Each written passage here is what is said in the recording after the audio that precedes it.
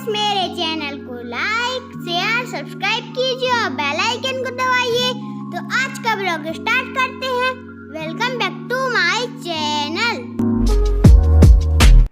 Hello दोस्तों, कैसे हैं आप सब? आई होप कि आप सब अच्छे होंगे, खुश होंगे। और आज मंचन हो रहा है, बच्चे कर रहे हैं सुदामा चरित्र का जो ड्रामा है वो माता रानी के पंडाल में। ये अष्टमी की रात में रात्रि जागरण का प्रोग्राम होता है, तो ये बच्चे कर रहे हैं। तो इसमें शरद सुदामा बने हुए हैं, ये बने हैं जो कृष्ण बने हैं।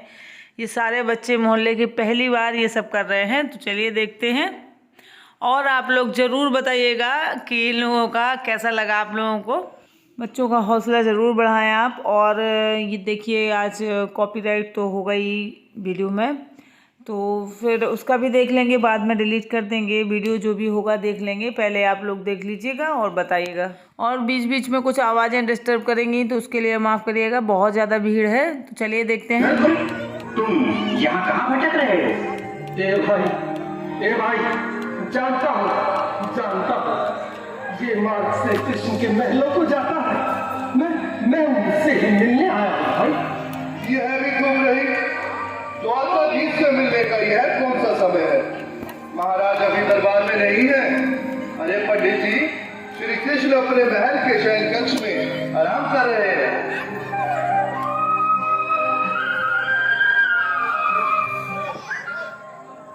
देखो देखो ये गरीबी का हाल। कृष्ण के दर पे विश्वास लेके आया हूँ। मन का यार है मेरा श्याम। यही सोच कर मैं करके आया हूँ।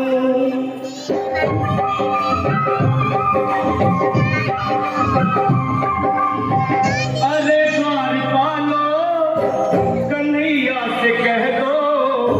अरे द्वारपालो, कन्हैया से कह दो कि दर पे सुदामा से तुम्हारे महल के।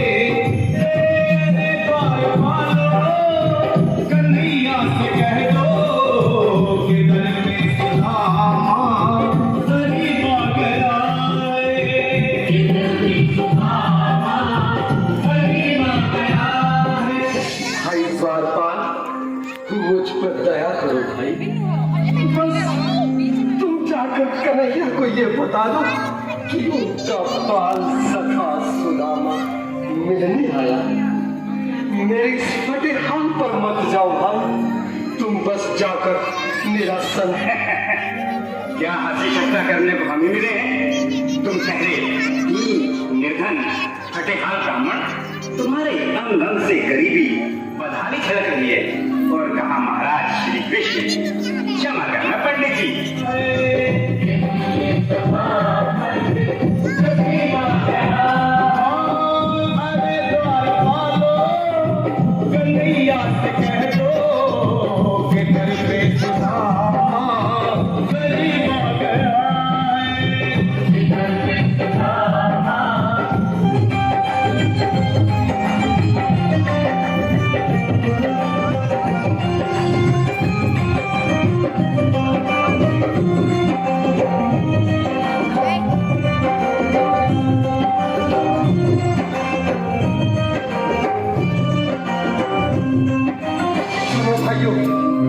अब मेरी भी सुन लो। जब तक मेरा संदेश उस द्वारकाधीश तक नहीं पहुंचाती, तब तक मैं यही करता, चाहे मेरे प्यार से प्राण ही क्यों चले जाए। बैठ जा।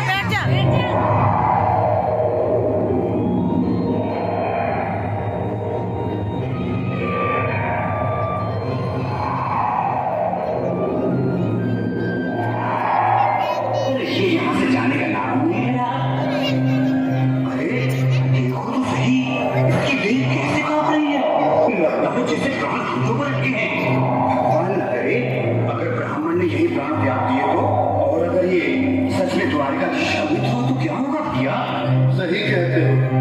अगर ब्राह्मण हत्या का पाप लग गया तो फिर दुनिया नरक होगी। अगर महाराज का मित्र हुआ तो मृत्यु दंड का भय है। अपनी आने वाली पीढ़ियों को नरक में डालने से तो ये संदेश पहुंचाना ही ज्यादा अच्छा है। क्यों ना महाराज का संदेश पहुंचा दे। ऐसे करो, तुम जाओ दिया। तुम जाओ दिया, तुम उम्र में बड़े ठहरे, मेरी बात तो समझो, तुम ही जाओ। देखो भाई, मैं ठहरा बाल बच्चेदार परिवार वाला, मेरे बूढ़े माँ बाप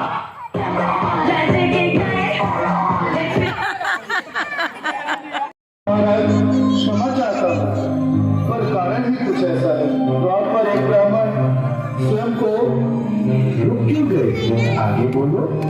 द्वार पर एक गरीब ब्राह्मण स्वयं को आपका मित्र बताता है, आपसे मिलना चाहता है। अपना नाम सुदामा बताता है। सुदामा? क्या कहा? सुदामा? मेरा बाल से सुदामा? मेरी बचपन का सुदामा? सुदामा? ये सुदामा?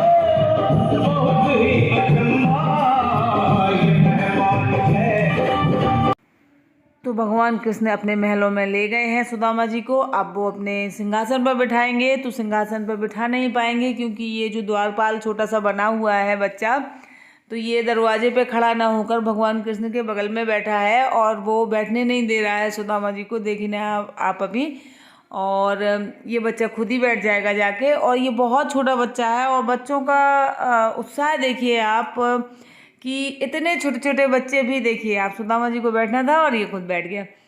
और हम लोग चिल्ला रहे थे कि हट जा बेटा हट जा, इसीलिए फिर मुझे ये आवाज़ कट करनी पड़ी और वॉइस ओवर करना पड़ा और बताना पड़ा आप लोगों को। तो इस तरीके से मुझे महाराज कहकर प्रताड़ित न करो। मैं संसार के लिए द्वारकाधीश हूँ और तुम्हारे लिए सिर्फ तुम्हारा बाल सखा हूँ। मुझे बचपन की तरह कृष्ण, कन्हैया या मोहन कहकर पुकारो। मोहन।